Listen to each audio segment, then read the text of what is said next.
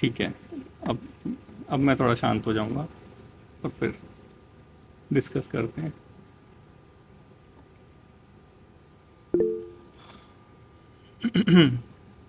हाँ, अभी अभी मैंने कुछ वो बोला ही नहीं है, तो रिपीट करने की तो बात ही नहीं है डिम्पल। मैसेज में मैं ऑफ कर देता हूँ, फिर उसके बाद बस मैं जो सोचूंगा वो बोलूँगा। मिलेगी मिलेगी, रिकॉर्डिंग मिलेगी। जिसको अगर पढ़ना वढ़ना हो और जिसको 2x में करके देखना चाहता हो, अपना क्विट करो और अपना पढ़ाई करो, ये इसकी रिकॉर्डिंग मिल जाएगी।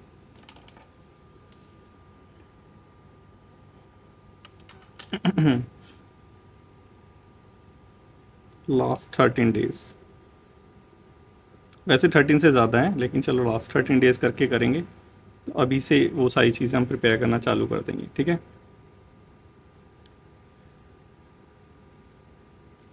अभी इस टाइम पे जो मैक्सिमम बच्चे हैं उनमें दो जो है वो कन्फ्यूज़न रह रही होंगी। एक तो क्या कि टाइपिंग छोड़ दें या करें, ठीक है। अभी डिस्क्रिप्टिव वाला तो कोई होगा नहीं। एक एक लड़की थी, शायद बिंदु नाम है उसका, वो कह रही डिस्क्रिप्टिव के पेपर नहीं चेक कर रहे हो सर आप। तो अभी प्रीलिम्स के बाद ही करवा लेना, थोड़ा सा और वेट कर लो, इतना कर लिया है तो। नहीं तो चाहिए तो तुम प्रीलिम्स लिखो, मैं अभी वो ये करो डिस्क्रिप्टिव लिखो, मैं डिस्क्रिप्टिव को ही चेक कर देता हूँ तुम्हारे पेपर, ठीक है। अभी टाइपिंग और दो चीज़ में मेनली कन्फ्यूज़न दो चीज़ में रह रही है अपना, टाइपिंग और प्रीलिम्स, ठीक है। क्योंकि कुछ बच्चे ऐसे हैं इसके अंदर जिनकी जो टाइपिंग है वो बिल्कुल भी है नहीं। जैसे अभी उस राहुल ने बताया कि वो अभी कीबोर्ड खरीद के लेके आया है। अच्छी बात है, कुछ आया है तो मुंह मीठा हो जाना चाहिए, लेकिन चलो कोई नहीं। टाइपिंग आ गई, कीबोर्ड आ गया तो टाइपिंग भी आ जाएगी, ठीक है। देखो अब एक चीज़ देखो, जो जिन्होंने अभी ज़ीरो से एकदम स्टार्ट करें हैं टाइपिंग, तुम टाइपिंग मत छोड़ना, ठीक है। तुम एटलीस्ट 1 घंटा, 1 घंटा दो, बस 1 घंटा बहुत है। 1 घंटा दो ताकि तुम्हारा थोड़ा रिदम बना रहे, ठीक है। और ये जो 1 घंटा हो ना, ये तुम देना कब, 2 से 3 में देना या फिर 1 से 2 में देना। क्यों? क्योंकि खाना खाने के बाद जब नींद आती है ना, तब ये चीज़ कर लेना। कहीं सुबह सुबह लेके बैठो जब तुम्हारा वो हाई एनर्जी वाला टाइम होता है, उस टाइम में तुम टाइपिंग लेके बैठो, वो बेवकूफ़ी मत करना। जब जो सबसे तुम्हारा लोवेस्ट टाइम होता है ना दिन का, जिसमें तुम कुछ भी नहीं करते हो, एकदम खाली वेस्ट कर देते हो उस टाइम को, उसमें टाइपिंग करना, ठीक है। तो ये थोड़ा सा देख लेना तुम्हारा लो एनर्जी वाला टाइम कब होता है। मेरा होता है ये अपना 7 से 8, उसी में मैं ऐसी क्लासें ले लेता हूँ, ठीक है। तो ये तुम देखना, जब से सबसे लो एनर्जी वाला जो तुम्हारा टाइम है, जो बिल्कुल ही वेस्ट जाता है, ठीक है, उसमें टाइपिंग कर लेना। बाकी सुबह लेके मत बैठना, या फिर रात को जो सोने का टाइम होता है उस टाइम भी कर सकते हो, लेकिन सुबह सुबह लेके मत बैठना कि सबसे पहले टाइपिंग कर लेता हूँ 1 घंटे, उसके बाद जो है अपना स्टडी स्टार्ट करूँगा। सबसे पहले ये हो गया टाइपिंग वालों के लिए। और बाकी जिनकी टाइपिंग है, मतलब 30+ है, 40 आ रही है, तुम छोड़ दो टाइपिंग, कोई ज़रूरत नहीं करने की अभी टाइपिंग, ठीक है। तुम्हारी बाद में आ जाएगी। क्यों कह रहा हूँ ऐसे बाद में आ जाएगी? क्योंकि देखो एक बार प्रीलिम्स हो गया, तो प्रीलिम्स के बाद तुम्हारे पास जो तुम्हारे दिन के 14 से 16 आवर है, क्योंकि मैं नहीं सोचता कि तुम 18 घंटे पढ़ते होगे, एटलीस्ट 14 घंटे तो रहते ही हैं अपने पास। तो ये जो 14 से 16 आवर्स हैं, तुम इसमें एटलीस्ट 4 से 5 घंटे जो है टाइपिंग कर सकते हो आराम से, कोचिंग इंस्टीट्यूट ज्वाइन करके, और 2-3 घंटे जो है ऐसे ही कहीं भी टाइपिंग कर सकते हो। तो इतना तुम टाइपिंग को दोगे टाइम प्रीलिम्स के बाद, तो ऑटोमेटिकली तुम्हारी जो स्पीड है वो आ जाएगी। ये वो बच्चे हैं जिनकी 30+ स्पीड आ रही है, 4 उंगलियों से टाइप कर रहे हैं, ठीक है। जिन्होंने अभी अभी टाइप करना चालू करा है, 1 घंटा दो बस, बहुत है, कभी भी दे दो, ठीक है। और जिनकी स्पीड है थोड़ी बहुत, 4 उंगलियों से टाइप कर रहे हो, छोड़ दो इस टाइपिंग को, अभी मत करो टाइपिंग। स्ट्रिक्टली बोल रहा हूँ, छोड़ दो टाइपिंग, अभी मत करो टाइपिंग, अभी टाइपिंग करने का टाइम नहीं है। कहीं तुम टाइपिंग को टाइम देने लग जाओ और बोलो कि नहीं यार प्रीलिम्स हो गया तो फिर उसके बाद टाइपिंग नहीं हो पाएगी, तो फिर इसकी ये देने का फ़ायदा क्या। फिर ये भी सोचो कि अगर टाइपिंग हो गई फिर डिस्क्रिप्टिव नहीं हो पाया तो देने का फ़ायदा क्या। फिर ये भी सोचो कि डिस्क्रिप्टिव हो गया फिर इंटरव्यू नहीं हो पाया तो देने का फ़ायदा क्या। फिर और भी सोच लो आगे जाके। तो इतना मत सोचो, बस ये सोचो कि अभी प्रीलिम्स है, ठीक है। इतना ज़्यादा मत सोचा करो, थोड़ा कम सोचा करो बस, ठीक है। ये हो गया अपना टाइपिंग का खेल ख़त्म, बता दिया जिसको करनी है जिसको छोड़नी है टाइपिंग। अब आ जाओ इधर प्रीलिम्स के ऊपर, ठीक है। सबसे ज़्यादा क्रूशियल डेज़ होते हैं लास्ट वाले, क्योंकि तुम पूरे साल कितनी भी प्रिपरेशन कर लो और लास्ट में तुमने अगर हरकतें कर दी तो कोई फ़ायदा नहीं है, वेस्ट जाएगा पूरा साल।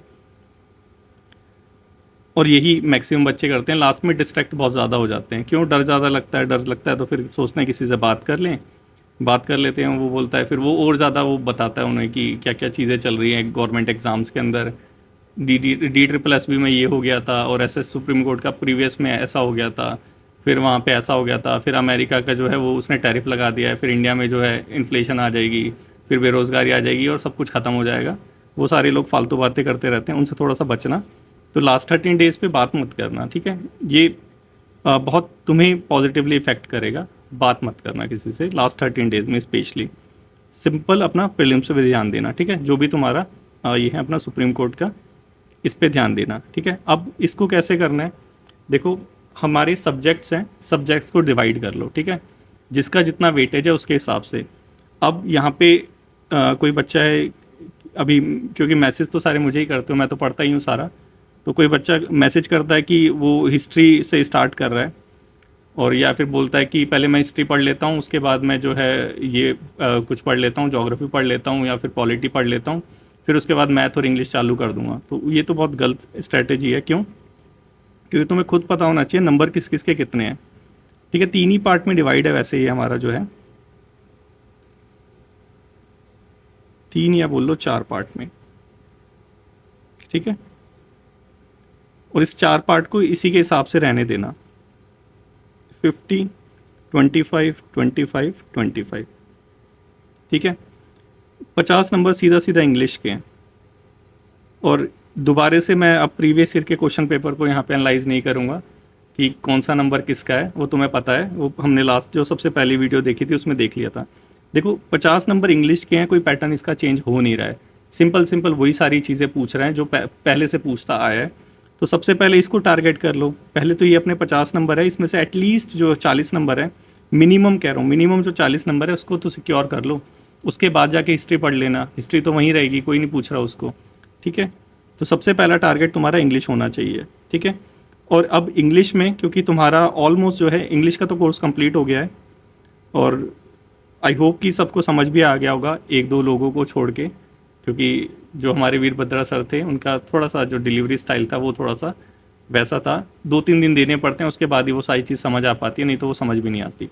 तो मैक्सिमम बच्चों को समझ आ गई थी, रिव्यू वगैरह काफ़ी अच्छे दिए थे वीरभद्रा सर के तुम लोगों ने। तो जो उनकी इंग्लिश जो उन्होंने पढ़ाई है उसको पढ़ लेना, जो रूल्स वगैरह लिखवाए हैं उसको एक बार रट लेना, ठीक है। उसके बाद जो प्रैक्टिस सेट है उस प्रैक्टिस सेट को करना। जब वो सारे प्रैक्टिस सेट हो जाएंगे, क्योंकि उस प्रैक्टिस सेट के अंदर, क्योंकि वो प्रैक्टिस सेट वीरभद्रा सर ने नहीं बनाए थे, वो हमारे स्टाफ ने बनाए थे, तो उसके अंदर थोड़ी थोड़ी मिस्टेक्स हैं, मैं मानता हूँ उस चीज़ को और एक्सेप्ट भी करता हूँ। लेकिन जो हमारे वीरभद्रा सर हैं उसको प्रूफ रीडिंग कर रहे हैं अभी, क्योंकि आज देखा होगा मैंने इसकी इमेज भी डाली थी कि सर अभी डेली आते हैं, और डेली आने के बाद जो है पूरा जो तुम्हारा बनाया हुआ है हमने एमसीक्यू टाइप का, वो पूरे उसको रिवाइज़ करते हैं, उसको देखते हैं, उसके अंदर जो जो मिस्टेक है उसको करेक्ट कर रहे हैं। तो आज या कल में 1-2 दिन के अंदर जो है वो जो प्रूफ रीडिंग करने के बाद वाली जो पीडीएफ है वो तुम्हारे पोर्टल पे डल जाएगी, ठीक है। तो तुम्हारा जो इंग्लिश का जो प्रैक्टिस वाला है वो काफ़ी हद तक सही हो जाएगा, ठीक है। उसका आंसर और वो दोनों चीज़ दे रखी है वहाँ पे। इंग्लिश में मेनली प्रैक्टिस रहती है, ठीक है। और हम शायद 6 से 7 सेशन ले चुके हैं प्रैक्टिस के, सिर्फ प्रैक्टिस ही चल रही थी। अब तुम्हें वो प्रैक्टिस जो है खुद करनी है, ठीक है। क्योंकि अल्टीमेटली तो तुम्हें ही पेपर देना है ना, वीरभद्रा सर को थोड़ा ना देना है पेपर। वो तो मतलब आएंगे और तुम्हें बताएंगे कि ये गलत है, क्यों गलत है, बता के चले जाएंगे, ठीक है। लेकिन जब तक तुम खुद नहीं करोगे ना तब तक इंग्लिश नहीं आने वाली। जस्ट खुद ट्राई करो, और ट्राई करने के बाद जो तुम्हारी मिस्टेक है उसको करेक्ट करो, बस यही है। करेक्ट करते जाना है और आगे बढ़ते जाना है, ठीक है। ये हो गया हमारा इंग्लिश। सबसे पहले तुम्हारा टारगेट इंग्लिश होना चाहिए। जो इंग्लिश अब तक पढ़ी है उसको रिवाइज करो बार बार, और उसी को प्रैक्टिस करो बार बार, ठीक है। उसके बाद जो सेकंड तुम्हारा टारगेट होना चाहिए, इंग्लिश अगर कंप्लीट हो गई है, ठीक है, इंग्लिश अगर कंप्लीट हो गई, सेकंड टारगेट होना चाहिए हमारा मैथ। क्योंकि मैथ वो सब्जेक्ट है जो तुम्हें 25 में से 25 दिलवा देगा। मैथ और रीजनिंग दोनों चीज़ इसमें इंक्लूड है, जो तुम्हें 25 में से 25 नंबर दिलवा देगा। ये बहुत हल्के में ले लेते हैं बच्चे, स्पेशली जो एसएससी वाले हैं। कोई नहीं, तुम ले सकते हो, फिर तुम्हारे लेवल से बहुत हल्की मैथ आती है। लेकिन वो लोग इसको हल्के में मत लेना जिनको बिल्कुल भी मैथ नहीं आती। और रावत भैया जो हैं वो कंटिन्यू रहेंगे हमारे साथ, ऐसा नहीं है कि जो है जस्ट 1-2 दिन और क्लास दे के वो गायब हो जाएंगे, वो कंटिन्यू रहेंगे। प्रीवियस ईयर की जो क्लासेस हैं, प्रीवियस ईयर के जो क्वेश्चन पेपर हैं वो भी हम एनालाइज करेंगे, वो भी डिस्कस करेंगे, ठीक है। ये हो गया हमारा मैथ का। मैथ के अंदर बेसिक्स पे थोड़ा सा ध्यान देना, ठीक है। अगर बेसिक्स हमारे स्ट्रांग होंगे तो बड़े बड़े क्वेश्चन वैसे ही हम निकाल लेंगे, और सुप्रीम कोर्ट ऑफ इंडिया कोई बड़े क्वेश्चन पूछता नहीं है, वो प्रीवियस ईयर देखोगे तो तुम्हें पता लग जाएगा। जिन बच्चों को लग रहा होगा कि बहुत ज़्यादा टफ क्वेश्चन पूछ रखे हैं, वो सिर्फ उनको लग रहा होगा जिन्होंने जस्ट अभी स्टार्ट करा है, ठीक है। बाकी जो बच्चे पुराने खिलाड़ी हैं या बोलो पुराने चावल जो हैं, उनको नहीं लग रहा होगा ये सारा। तो मैथ के लिए प्रैक्टिस करो, ठीक है। अब इसके लिए प्रैक्टिस सेट की ज़रूरत है, तो जो शीट हमने प्रोवाइड करा रखी है रावत सर वाली, रावत भैया वाली, उस प्रैक्टिस शीट से तुम प्रैक्टिस करो अभी 2-3 दिन, क्योंकि 1 तारीख से और 10 तारीख तक जो है पीडीएफ के फॉर्म में बोल रहा हूँ। वैसे वो वाला भी ट्राई करेंगे डिजिटली, कि जो स्क्रीन टू स्क्रीन तुम टेस्ट दे लो, दोनों चीज़ें एक बार ट्राई करेंगे हम, क्योंकि अभी 1 तारीख से पहले पहले ये सारी चीज़ हमें ट्राई करके तुम्हारे लिए एक फाइनल 10 टेस्ट सीरीज़ लेके आनी है। इसी प्रोग्राम के अंदर है, कोई एक्स्ट्रा पैसे नहीं देने, ठीक है। तो ये जो 10 टेस्ट सीरीज़ रहेंगी एकदम एग्जैक्टली वैसी रहेंगी जैसा सुप्रीम कोर्ट पूछता है, ठीक है। क्योंकि मेरे को पता है कि बहुत सारे बच्चे जो हैं वो मैसेज कर करके यही बोल रहे थे, और सब एक जैसी बात ही बोल रहे थे, कि जिन्होंने भी इधर उधर से लगा रखी हैं, जो टेस्ट वगैरह लगा रखे हैं, सब्सक्राइब कर रखे हैं, वो अजीब अजीब तरह के क्वेश्चन दे रखे हैं जैसे पूछे भी नहीं है कभी सुप्रीम कोर्ट के अंदर। तो बिल्कुल देते हैं वो वैसे, क्योंकि वो इतना ज़्यादा एक पर्टिकुलर एग्ज़ाम पे फोकस नहीं करते, बड़ी कंपनियाँ हैं वो, तो वो अपना मिक्स आता है उसमें से एक टेस्ट बना देते हैं, करते रहो भाई तुम, ठीक है। तो लेकिन यहाँ पे ऐसा नहीं होगा, एकदम स्पेसिफिक जो हमारा सुप्रीम कोर्ट ऑफ इंडिया है उसके हिसाब से टेस्ट बनाएंगे 10, ठीक है। और काफ़ी ऐसा नहीं है कि जस्ट रैंडमली कुछ भी इसमें छाप देंगे 10 के अंदर, बहुत इंपॉर्टेंट रहेगी सारी चीज़ें। तो थोड़ा सा सीरियसली इसको लेना, इन 10 टेस्ट सीरीज़ को, और हो सके तो डेली इसको लगाना, ऐसे मत करना कि पेंडिंग मत छोड़ देना, क्योंकि स्पेशली इस टाइम में ऐसा होगा, क्योंकि मैंने तुमसे बोला था कि अभी टेस्ट सीरीज़ वगैरह मत लगाओ, जब तुम्हारा वो आ जाएगा, डेट आ जाएगी एग्जैक्टली, उसके बाद टेस्ट सीरीज़ लगाना चालू करना और कंटिन्यू लगाना, ठीक है। तो 10 टेस्ट लगाना है, इससे ज़्यादा तुम्हारी मर्जी, लगाना चाहो तो लगाओ, 10 से ज़्यादा कोई लगाने की ज़रूरत नहीं है, क्योंकि इससे ज़्यादा ये एग्ज़ाम वो नहीं करता, इससे 10 टेस्ट में हो जाएगा, इसके बाद तो रिवाइज़ करो बस, वो बहुत है। अब एक चीज़ थोड़ा सा याद रखना, ये जो 10 टेस्ट होंगे, मैथ के बाद आगे चलते हैं अभी, लेकिन ये देखो, ये जो 10 टेस्ट होंगे, इसके अंदर बहुत सारे ऐसे बच्चे होंगे जिनके पहले टेस्ट में देते ही जो है 125 में से शायद 126 भी आ जाएं, ठीक है। तो वो ज़्यादा बूस्ट मत होना। और कुछ ऐसे बच्चे भी होंगे जिनके 125 में से शायद 70 आए या फिर 60 आ जाए, तो वो अपने आप वो निराश मत होना, ठीक है, क्योंकि ये सिर्फ टेस्ट है, ये एग्ज़ाम का पेपर नहीं है। इसको थोड़ा सा ध्यान में रखना, ये सिर्फ प्रैक्टिस के लिए कि तुम कंप्लीट कर पा रहे हो या नहीं कर पा रहे, जो हमारा टाइम लिमिट है उसके अंदर, ठीक है। इसके जो नंबर्स हैं, इसके जो मार्क्स हैं, कोई मायने नहीं रखते, इससे फाइनल सिलेक्शन नहीं होने वाला, इससे जो है तुम्हारी ये प्रीलिम्स क्वालिफाई नहीं होने वाला। सिर्फ टेस्ट है, टेस्ट की तरह इसको लेना, सीरियसली मत लेना इसको, सीरियसली मत लेना, मतलब इसके मार्क्स को सीरियसली मत लेना कि यार मेरे नंबर कम आ रहे हैं तो मतलब कि मेरी प्रिपरेशन नहीं है, ठीक है। ये हो गया टेस्ट का। ये 1 तारीख से आएंगे, 1 से 10 के बीच में, ठीक है। ऐसे मत बोलना कि कल से मैसेज होना चालू हो जाए कि सर आपने बोला था टेस्ट नहीं आया, अभी तक अपलोड नहीं हुए। ये 1 तारीख से आएंगे, ठीक है। इसके बाद ये मैथ, सबसे पहले इंग्लिश करना, फिर मैथ करना, ठीक है। उसके बाद कंप्यूटर करना। कंप्यूटर की क्लासेस अभी पेंडिंग है, 31 से पहले पहले सारी क्लासेस हो जाएंगी, ठीक है। अभी रात को भी एक और क्लास आएगी, तो उसको तभी की तभी देख लेना, मैं मैसेज डाल दूँगा ग्रुप के अंदर। और इस कंप्यूटर को थोड़ा सा ज़्यादा सीरियसली लेना, क्योंकि ये क्वालिफाइंग वाला भी है, मतलब इसके मार्क्स तो ऐड होंगे ही होंगे, प्लस इसको इंडिविजुअली क्वालिफाई करना भी ज़रूरी है। लास्ट 2 टाइम से तो ऐसे ही हो रहा है, इस टाइम नोटिफिकेशन में अभी मुझे याद नहीं आ रहा था या नहीं था, लेकिन लास्ट 2 टाइम से था, तो इस बार भी हो गई होगा। ये क्वालिफाइंग नेचर का भी है, प्लस इसके जो मार्क्स हैं वो फाइनल में भी ऐड होते हैं। तो ये दोबारा क्वेश्चन मत पूछना, बहुत बार पूछ चुके हो कि जो कंप्यूटर है वो सिर्फ क्वालिफाइंग है या ऐड होगा, नंबर ऐड होंगे, लेकिन क्वालिफाइंग नेचर का भी है, तो इसको क्वालिफाई भी करना है और इसको ऐड भी करना है। कंप्यूटर ऐसा सब्जेक्ट है जो 25 में से एटलीस्ट हमें 21 नंबर दे सकता है, एटलीस्ट 21 नंबर हमें दे सकता है, ऐसा सब्जेक्ट है कंप्यूटर। अगर 25 में से 25 बोलूँ तो थोड़ी सी बड़ी वो हो जाएगी कि बहुत ज़्यादा मेहनत करनी पड़ेगी, लेकिन 24 तक आ जाते हैं, अगर कोई ढंग का बंदा है 24 तक आराम से ले आता है। लेकिन 21 जिसकी प्रिपरेशन थोड़ी बहुत अच्छी है, सही जगह से पढ़ रखा है, हो जाता है, और हम सही जगह से ही पढ़ रहे हैं, तो 21 नंबर मान के चलो अगर तुम्हारी रिटेंशन पावर अच्छी है तो। ठीक है, तो उसके बाद मैथ के बाद देखो तो कंप्यूटर को देखना। ठीक है, ये सीक्वेंस होना चाहिए तुम्हारा। उसके बाद आ जाता है हमारा जीके। ठीक है, 1 मिनट दो।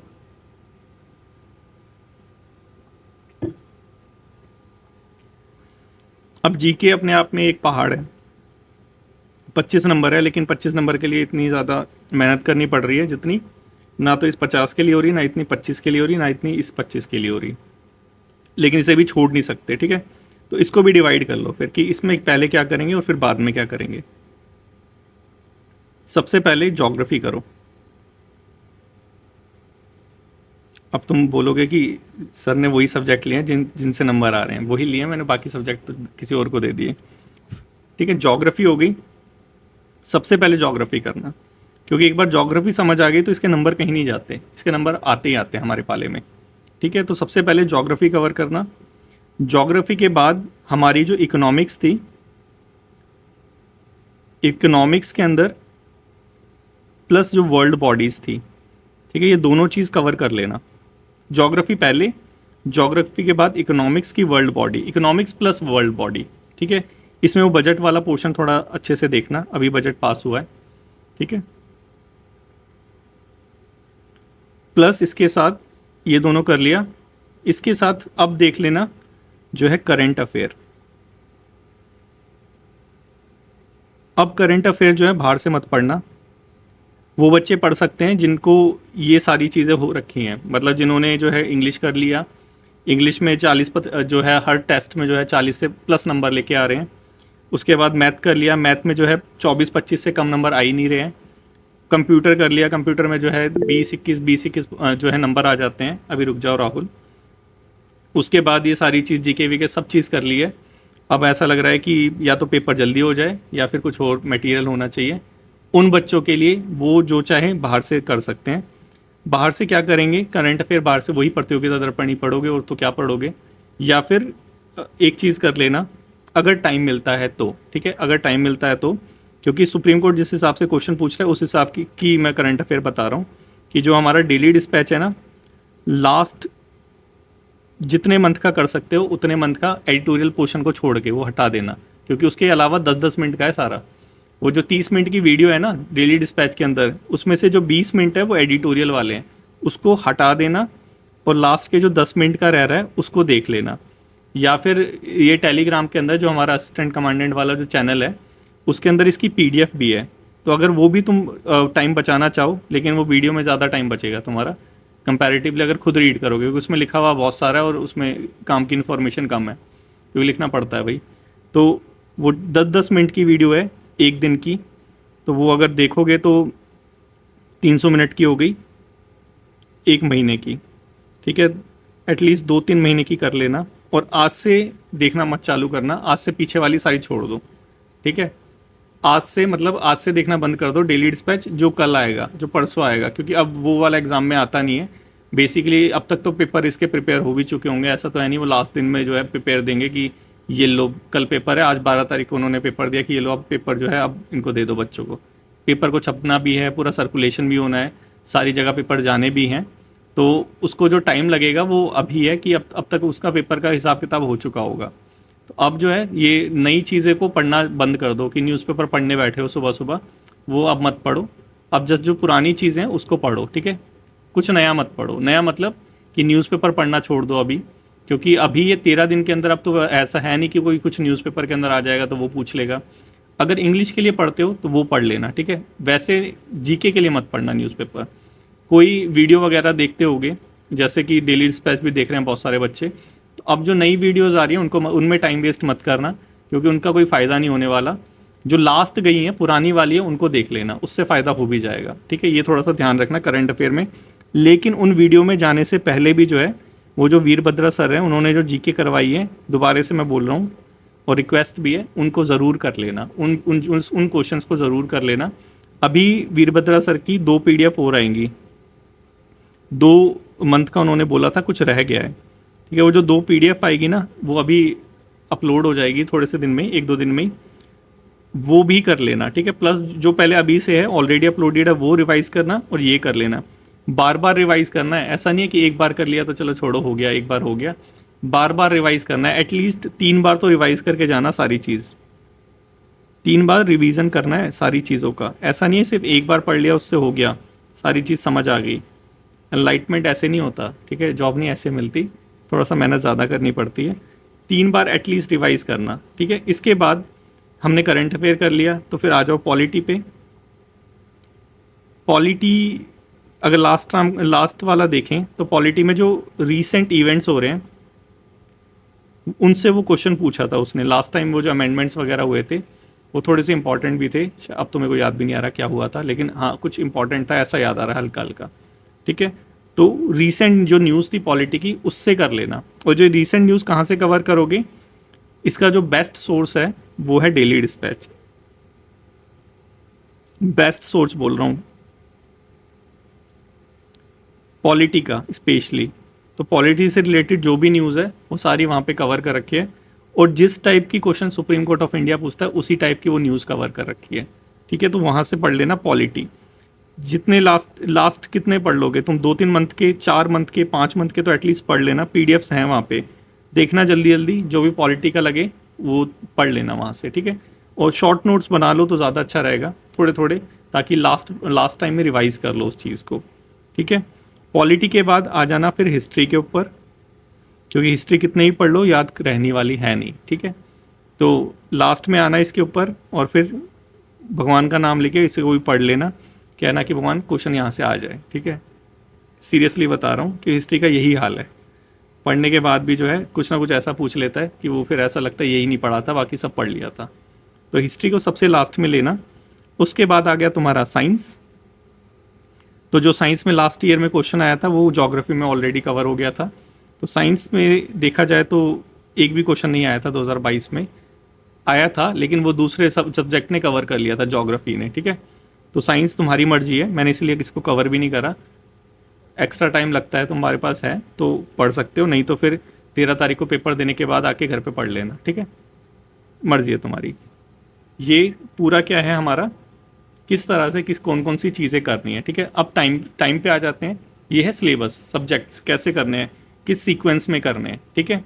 इसी सीक्वेंस में सारी चीज़ें कवर करनी है। अब आ जाते हैं कि टाइम किसको कितना देना है, ठीक है। ये टाइम मैक्सिमम डिपेंड करता है तुम्हारे वीक एरिया पे, लेकिन फिर भी अगर मैं तुम्हारा पेपर दे रहा होता तो मैं कैसे प्रिपेयर करता, मैं जस्ट वही शेयर कर सकता हूँ, क्योंकि मोरलेस मेरी भी स्ट्रैटेजी है सक्सेसफुली थी तभी जॉब क्लियर हो गई, नहीं तो मैं भी बेरोज़गार होता। तो वही जो मतलब जो मेरे लिए वर्क करता था मैं वही चीज़ तुम्हें बता रहा हूँ। तो टाइम प्लस एटीट्यूड दोनों चीज़ मैटर करती है। ऐसा नहीं है कि तुम टाइम दे रहे हो और एटीट्यूड तुम्हारा वही वाला है कि नहीं होगा नहीं होगा नहीं होगा, फिर थोड़ा सा खतरे में आ जाओगे। दोनों चीज़ ऐसे रखना कि एटीट्यूड भी वैसा रखना कि होगा, और टाइम भी वैसा देना कि होगा। दोनों चीज़ होगी तभी होगा, ठीक है। तो सबसे पहले तो बात करना छोड़ देना, स्पेशली जो बोलते हैं कि सारी सीटें बिकी हुई हैं। इस पे बच्चों ने भी मैसेज करके मेरे को बोला ये चीज़ का कि सर आपके कोर्स लेने का कोई फ़ायदा है, सारी सीटें तो बिकी हुई है ऑलरेडी। एक्चुअल में ऐसा मैसेज करा था कि तुम मेरे को खुद मतलब थोड़ा सा गुस्सा आता है ऐसे मैसेजेस पे, क्योंकि आना भी चाहिए, इतना भी हमारा देश जो है बेईमान नहीं है, ठीक है। चलो ठीक है, टाइम पे आ जाओ। अब देखो थोड़ा सा कुछ चाहिए तो कुछ खोना भी पड़ेगा। तो सबसे पहले तो अपनी नींद को थोड़ा सा खो, सुबह 6 बजे से चालू करो अपना रूटीन। अब कोई रात को सोने वाला तो नहीं है यहाँ पे कि रात को जगता हो, बहुत सारे ऐसे बच्चे हैं। हाथ खड़ा करना कौन रात को जग के पढ़ता है। विनय हो गया, आशिम, अरे सारी रात वाले हैं क्या यहाँ पे, बस ठीक है ठीक है ठीक है, अपने हिसाब से बना लेना, मैं मॉर्निंग वाला हूँ, ठीक है। लेकिन मोरलेस टाइम ऐसा देना, ठीक है, क्योंकि वो तुम्हारी मर्जी है जब करना चाहो, बस पेपर में सोना मत। कहीं रात वाले हो सुबह जाके सो जाओ पेपर में कि मेरा सोने का टाइम हो गया, तो वो चीज़ मत करना, ठीक है। सुबह 6 बजे से चालू करना अपना जो रूटीन है। रूटीन चालू करने की बात बोल रहा हूँ तो उठना पहले पड़ेगा। तो थोड़ा सा इसमें उठ के देखो, एक चीज़ बताओ, कोई यहाँ पे बच्चा ऐसा है जो वो जो हम 10 डेज़ वाला करते थे प्रोग्राम, मेरे को हमेशा लगता है वो बहुत ज़्यादा इफ़ेक्टिव है। तो कोई ऐसा बच्चा है जो सुबह उठ के पेपर देना चाहता है, क्योंकि मैं पीडीएफ में तो ले सकता हूँ इस चीज़ को, मोनू देना चाहता है। ठीक है, ठीक है, फिर इसको लाइव करते हैं। ठीक है, एक मिनट रुको, ऐसे समझ नहीं आ रहा मेरे को, मैं कमेंट वाला ओपन कर देता हूँ, तो वहाँ पे लिखो एक बार। क्या पता 5-6 लोग हाथ खड़े कर रहे हो, वही सामने आ जा रहे हो। एक बार लिखना कमेंट में कौन कौन है जो सुबह लेना चाहता है टेस्ट, वो लाइव जैसे हम करते थे ना, डिस्क्रिप्टिव वाला, वैसे टाइप का 10 डेज़ चैलेंज टाइप का। ठीक है, काफ़ी बच्चे हैं। चलो ठीक है, मॉर्निंग वाला करेंगे। ठीक है, उठ जाओगे ना तुम लोग? चलो कोई नहीं, मैं उठा दूंगा, नहीं उठोगे तो। आशीष, वो सिलेबस, अब चलो इसको भी देख लेंगे कि आशीष बोल रहा है सिलेबस नहीं हुआ है तो टेस्ट कैसे दूं। कोई नहीं, देखते हैं। देखो ऐसा करते हैं, तुम्हारा टेस्ट इसको सुबह करते हैं। ठीक है, सुबह कितने बजे सर? हाँ, यही मैं अभी बताऊंगा तुम्हें कितने बजे। कोई नहीं, देख लेंगे, क्योंकि मुझे भी फिर अपना दिन स्टार्ट करना होता है ना। तो कितने घंटे का पेपर है तुम्हारा? अच्छा, 2 घंटे का पेपर तो 1 घंटे के टाइप का है, लेकिन चलो 2 घंटे हैं तो कोई नहीं, फिर 5 से 7 का ही कर लेते हैं, और क्या। 7 बजे सारे फ्री हो जाएंगे, फिर जिसको जो करना है वो करता रहेगा।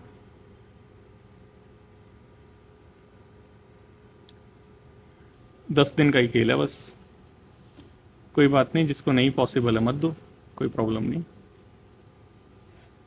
10 ही दिन का खेल है सिर्फ, उसके बाद तो फिर सोना ही सोना है, करना क्या है। ठीक है, देखो ऐसे करेंगे, पूरा वो डिसाइड कर लेते हैं। 1 तारीख से स्टार्ट करेंगे। ठीक है, मॉर्निंग में वही जो मैं डिस्क्रिप्टिव में 10 डेज़ चैलेंज करता था, ये तुम्हारा प्रीलिम्स में ही उसी टाइप का कर लेंगे। ठीक है, एक रूटीन बना लेंगे, क्योंकि रूटीन सबसे ज़्यादा इंपॉर्टेंट होता है ना। एक रूटीन बना लेंगे, सबसे पहले 5 से 7 एक टेस्ट ले लेंगे। ठीक है, टेस्ट देने के बाद वो सारी चीज़ जैसे यहाँ पे हो रहा है, वैसे ही एक अलार्म, यहाँ जैसे अभी तुम्हें विंडो दिख रही है ना, ये इसकी जगह एक अलार्म दिखाई देगा, एक क्लॉक दिखाई देगी, और वो क्लॉक चल रही होगी। ठीक है, क्लॉक चल रही होगी उल्टी डायरेक्शन में, 2 घंटे से फिर 0 पे जाएगी। ठीक है, जैसे ही 0 आएगा वो साउंड करेगी, वो टन टन टन वाला। उसके बाद अपना पेपर तुम्हें जहाँ पे हो वहीं पे रुक जाना। ठीक है, OMR शीट वगैरह वो सारी चीज़ वो तुम वो कर सकते हो कि पेपर PDF फॉर्म में मिलेगा, तो तुम क्या करोगे कि उसको अपने स्क्रीन पे खोल के और वहीं पे पढ़ के, और उसके हिसाब से जो है वो राउंड कर सकते हो, या लिख सकते हो कि फर्स्ट का आंसर ये है, सेकंड का ये है, और फिर उसके बाद मैं उसकी आंसर की तो प्रोवाइड करा दूंगा, तो इसके हिसाब से अपनी जो है वो रैंक मार्किंग तुम कर सकते हो। ठीक है, ये अच्छा तरीका है एक। तो ये रहेगा हमारा 5 से 7 का लाइव करेंगे। ठीक है, क्योंकि ये मेरे को पता है कि अगर तुम्हारे ऊपर छोड़ दूंगा तो तुम क्या करोगे कि बाद में देख लेंगे, शाम को, रात को देखेंगे, रात को कल देखेंगे, कल को फिर परसों, परसों तरसों, और फिर कभी नहीं देखेंगे। ठीक है, एक टाइम देखेंगे 5 से 7 का, उसी के अंदर अपना वो सारा होगा, और अपने जो मार्क्स हैं तुम मेरे को मैसेज करके बताना कि तुम्हारे कितने मार्क्स हुए हैं, और उसके हिसाब से फिर रैंकिंग हम निकालेंगे। ठीक है, वो रैंकिंग निकलेगी तो तुम्हें पता चल जाएगा कौन कितना पानी के अंदर है, क्योंकि बाकी रैंकिंग के अंदर हमें पता नहीं चलता, ऐसा लगता है कि इतना कैसे ला सकते हैं बच्चे टेस्ट, यहाँ पे सब पता चल जाएगा। ठीक है, 7 बजे तुम फ्री हो गए, टेस्ट, सबसे पहला काम टेस्ट दे लिया। अब टेस्ट के बाद एक चीज़ सबसे ज़्यादा अच्छी होती है जो टेस्ट में, वो क्या, तुम्हें पता चल जाता है किस एरिया में मैं वीक हूँ और किस एरिया में मैं स्ट्रांग हूँ, है ना। तो जिस एरिया में तुम वीक हो उस एरिया पे ज़्यादा टाइम देना। ठीक है, अब किस एरिया को कितना टाइम देना है ये तुम्हारे ऊपर डिपेंड करता है, ये मेरे ऊपर डिपेंड नहीं करता। किस एरिया को कितना टाइम देना है ये तुम डिसाइड करना। जो बच्चा सुबह टेस्ट नहीं दे पाता किसी भी रीज़न से, वो अपने टाइम में उसी दिन टेस्ट दे लेना, क्योंकि इसकी जो रैंकिंग हम निकालेंगे ये नेक्स्ट डे निकालेंगे। ठीक है, तुम अपना देना, उसका जो टेस्ट वगैरह होगा सब चीज़ तुम्हें मिल जाएगी। उसके बाद उसकी जो आंसर की होगी उससे टैली करके तुम मेरे को मैसेज करके बताना कि मेरे इतने नंबर आए हैं, ठीक है। तो मैसेज करोगे। अच्छा मोनू, टेलीग्राम वाला मोनू है ना, टेलीग्राम पे बता देना, ठीक है। टेलीग्राम पे बता देना, उस पे हो जाएगा, लेकिन बता ज़रूर देना, ठीक है। उसके बाद तुम्हारी एक रैंकिंग निकाल लेंगे, एक लिस्ट निकाल लेंगे किसके कितने रैंक आ रहे हैं, किसके कितने नंबर आ रहे हैं, ताकि तुम्हें फिर थोड़ा सा वो रहता है। इस चीज़ से होता क्या है, मैंने स्टार्टिंग से देखा है जितने भी बैच थे, इससे इससे होता है कि जिसके जिसके अंदर थोड़ा सा वो रहता है, आग सी रहती है, फायर सी रहती है करने वाली, वो नीचे से स्टार्ट करता है और ऊपर तक जाता है। एक एग्जांपल इसके अंदर मैं दिखाऊं क्या? एक मिनट रुको। देखो, तुमने ये तो देखा होगा।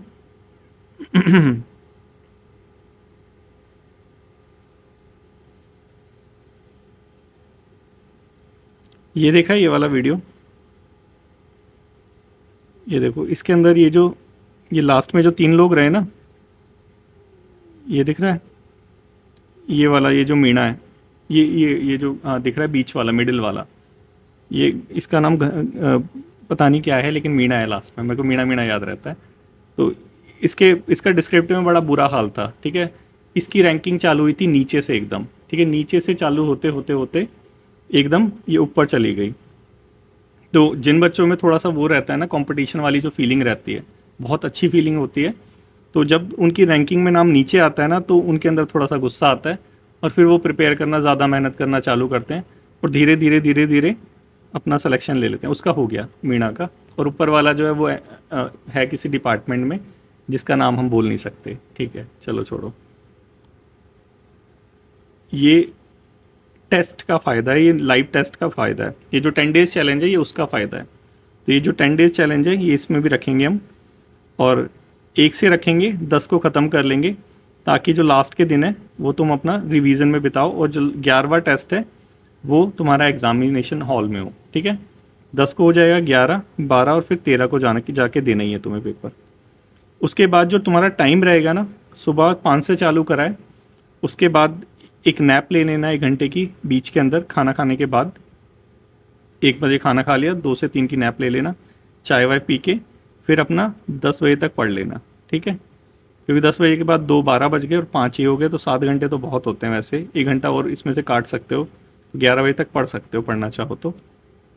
क्योंकि मैं खुद ऐसे करता हूँ, और तुमसे तो मैं 10 या 15 साल बड़ा हूँगा काफ़ी बच्चों से, तो ऐसे कर सकते हो। 10 बजे तो नॉर्मली कोई भी पढ़ सकता है, सो 5 से 10 तक कोई भी पढ़ सकता है, एटलीस्ट 10 दिन तो पढ़ ही सकता है, 10 दिन में कोई एग्जॉस्ट नहीं होगा, ठीक है। ये कर लेना थोड़ा सा। उस जो जॉब कर रहे हैं वो थोड़ा सा छुट्टी वुट्टी ले लो, या फिर एब्सकॉन्ड वगैरह हो जाओ, ठीक है, तो वो ज़्यादा अच्छा रहेगा तुम्हारे लिए। कोई बीमारी का बहाना, कुछ भी वो देख लो, मतलब ओवर स्टे हो जाओ, लीव से कर लो, थोड़ा बहुत करना तो पड़ेगा, रिस्क तो लेना पड़ता है, क्योंकि बहुत बहुत बहुत बच्चे ऐसे हैं जो तमिलनाडु वगैरह में पोस्टेड हैं, उन्होंने बैच ज्वाइन कर रखा है। तो तुम्हारे लिए बेस्ट वही है, एक छुट्टी ले लो, मेडिकल एक लीव लेके निकलो वहाँ से, और फिर 10-15 दिन बाद आओ वापस। वो होती रहेगी, जो डिपार्टमेंटल इंक्वायरी है उसको फेस करते रहना। अब जब कुछ चाहिए तो कुछ खोना तो पड़ेगा ही, ठीक है। अब ऐसा रिस्क लोगे तो तुम्हारे अंदर फायर ज़्यादा रहेगी कि भाई अब तो ये जॉब ख़राब हो गई है, तो क्लियर करना ही है। वैसे भाई ये तुम्हारी वो है, मर्ज़ी है, मानो ना मानो, क्योंकि कहीं बाद में बोलोगे सर ने बोला था तो हमने फिर ऐसा कर लिया और चार्जशीट मिल गई, क्योंकि मुझे तो मिली भी थी, ठीक है।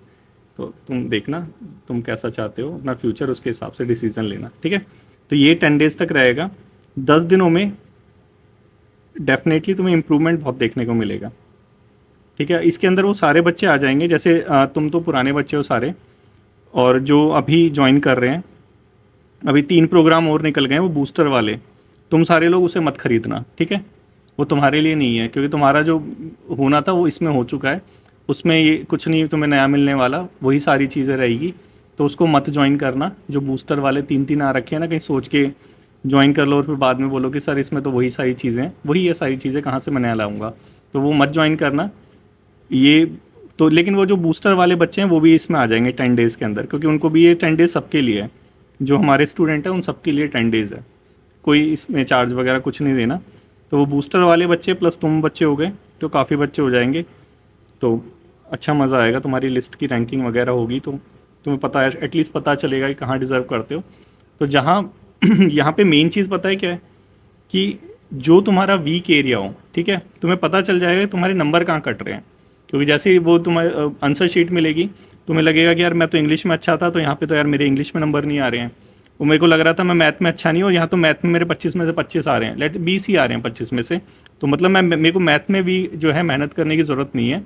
मेरे को इंग्लिश अच्छी लग रही थी, लेकिन इंग्लिश में नंबर नहीं आ रहे हैं, तो इंग्लिश में मेहनत करने की ज़रूरत है। तो वो जो तुम्हारा भ्रम है, जो मिथ है कि मैं इसमें अच्छा हूँ, मैं उसमें अच्छा हूँ, वो वहाँ पे टेस्ट जब दोगे 10 डेज़ तक, तो वहाँ पे तुम्हारा वो भ्रम दूर हो जाएगा।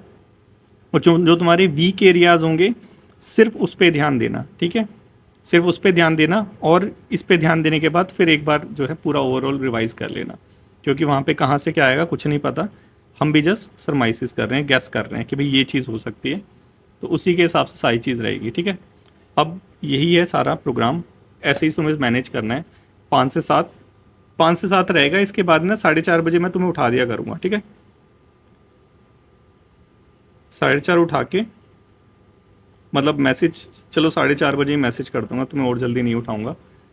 4:30 बजे मैसेज करके आधे घंटे का हम वो करेंगे, एफर्मेशन सेशन। क्योंकि जो लास्ट मेरे बैचेस थे, ऐसे टाइम पे डर बहुत ज़्यादा लगता है ना, ऐसे टाइम टाइम पे नेगेटिविटी आती है, डर बहुत ज़्यादा लगता है, और हम ऐसा लगता है कि नहीं होने वाला। तो ये जो एफर्मेशंस हैं, ये तुम ही लोगों ने बताया था, तुम्हें बच्चों ने बताया ये सारी चीज़ें, कि ये चीज़ काम करती है, क्या चीज़ नहीं काम करती। क्योंकि ये एफर्मेशन वाला मेरे फंडे में नहीं था कभी, जब मैं प्रिपरेशन करता था मेरे को ज़रूरत नहीं पड़ी ऐसी एफर्मेशंस की, क्योंकि डर मेरे को लगता नहीं था इतना ज़्यादा, मैं बस ऐसे ही मजाक मजाक में कर लेता था। तो ये एफर्मेशन वो उनके लिए जिनको थोड़ा सा फियर लगता है, सुबह सुबह करेंगे इसे। और 4:30 से आधा घंटा एफर्मेशन कर लेंगे, 5 से 7 अपना टेस्ट ले लेंगे। उसके बाद सारा दिन तुम्हारा है, जो मर्जी करो, मतलब पढ़ो, ठीक है। ये है मेरी तरफ से। और अब तुम्हें बताओ कुछ और इसमें चेंज करवाना है तो करवा सकते हो, टाइमिंग को छोड़ के।